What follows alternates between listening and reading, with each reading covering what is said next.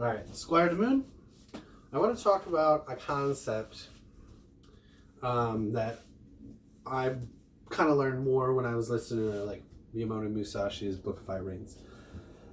Not so much about his techniques, but about something he said in there. And he says constantly throughout the book, you need to research this diligently. You need to research this. You need to look into this further. You need to continue doing this.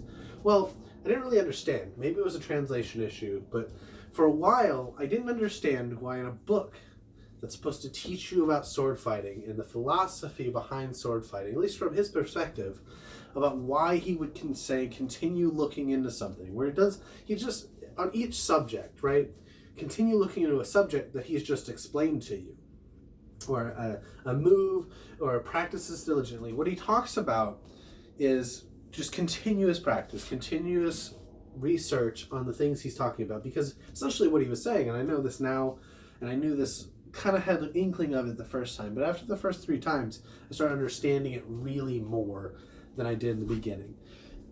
It's kind of like, have you ever heard, it clicked, it just, boom, there, I understand it now. Well, what he's talking about is essentially a difference in experience, a difference in skill level. When you're newer to something and you see somebody do some crazy motion, well, you don't understand why he's doing it, you don't understand how he's doing it, and you don't know how to learn it. Eventually, once your skill level increases, you understand the game better, you understand the mechanics of moving and how you should move with your body and the sword or whatever weapon you're using, you start to understand more. So if you go back and listen to that, like I went back and listened to Miyamoto Musashi's, a lot of his techniques just clicked. I understood what he meant by those motions. Not the words. I could visualize it better because I understood the situation that technique would be used in. And when he talked about the motion of his body, I could understand why that motion would be used that way when I didn't before. So it just clicked.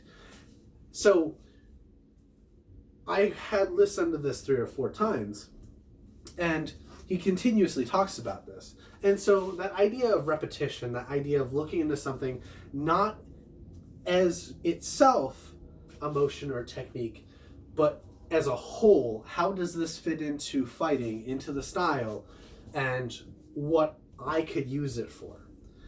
Or how he intended to use it for, the situations that he gives an example of, for example, in his book. This is something that I think from almost any manual, you'll have a better understanding. And this is a big deal in HEMA, Historical European Martial Arts. They talk about understanding a picture. In a lot of manuscripts, all you get is a picture of 2 guys stuck in motions. It's like somebody took a picture of them fighting. That motion, you don't understand it. As a new person, unless you've read a lot of that manual, a lot of that style, you're not going to understand it. And I see a lot of this with longsword because there's just specific longsword motions that are just inherent to the style. I never got taught them. They just work biomechanically. So I've learned them. And then when I go into a manuscript later and I'm looking at it just because, I can see, oh, that's what that technique's called. These are the situations it's used for. And because I'm using, in my case, I'm using footwork and guards and cuts from it, the natural evolution of that is regardless of whether I'm practicing it or not, those techniques are coming out. So if I had started reading the manuscripts from the beginning, I was like, I don't understand how that works. But now, if I go through and read them and start learning them, I will be able to fall into those things easier because I have a good grasp of the fundamentals of longsword. And that's something I want to talk about basically because of Miyamoto Musashi's book. He talks about researching it diligently. And he just says this so much, and it seems like a throwaway comment. Yeah, I'm going to research it, I'm going to practice it, but I think there's a different, deeper meaning there when it comes to our comprehension of an older source. You might not have the experience and the situational understanding of where that technique fits in. Just because a technique doesn't seem applicable to you now doesn't mean you won't understand where to apply it later.